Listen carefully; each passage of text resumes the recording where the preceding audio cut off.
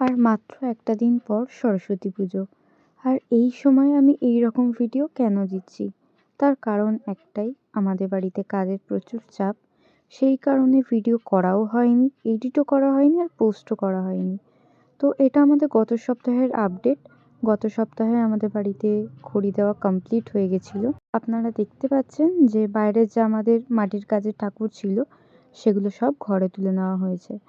তারপরে একে একে আমি মাটির যত কাপড় ছিল সেগুলোকে কিন্তু স্প্রে দিয়ে ফেব্রিক কালার করেছি। এই বছর আমাদের আটের ঠাকুর ছিল 13টা। তো 13টা ঠাকুরেই একটু আলাদা আলাদা রকমের শাড়ির কালার, ডিজাইন সমস্ত কিছু রাখার চেষ্টা করেছি, সেটা আপনারা দেখতেই পাবেন।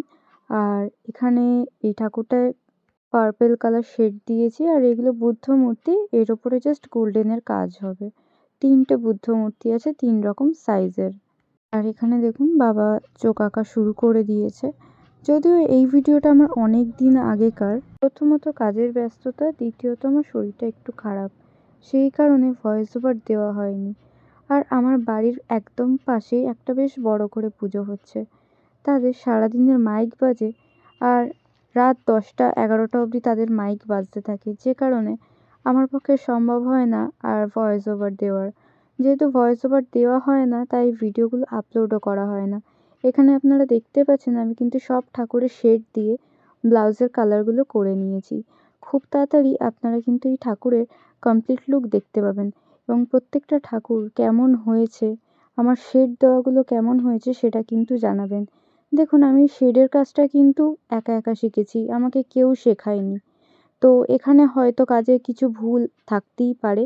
আশা করব আমার যদি কাজে কোনো ভুল দেখতে পারেন সেটা আপনারা ধরিয়ে দেবেন, এবং এটা নিয়ে কোনো রকম হাসি মজা করবেন না। এখানে কালার কম্বিনেশন যা দেখছেন শাড়ি, সমস্ত কিছুই আমার চিন্তা ভাবনা।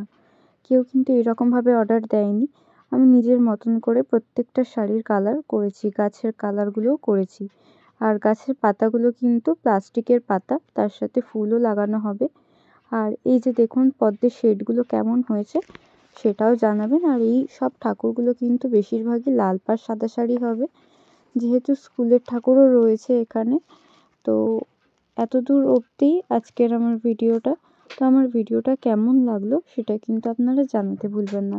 আর এরপর ঠাকুরের কমপ্লিট লুক আসছে খুব তাড়াতাড়ি, সেটা দেখার জন্য আমার চ্যানেলটাকে সাবস্ক্রাইব করতে পারেন। ভিডিওটা ভালো লাগলে লাইক কমেন্ট শেয়ার করতে পারেন।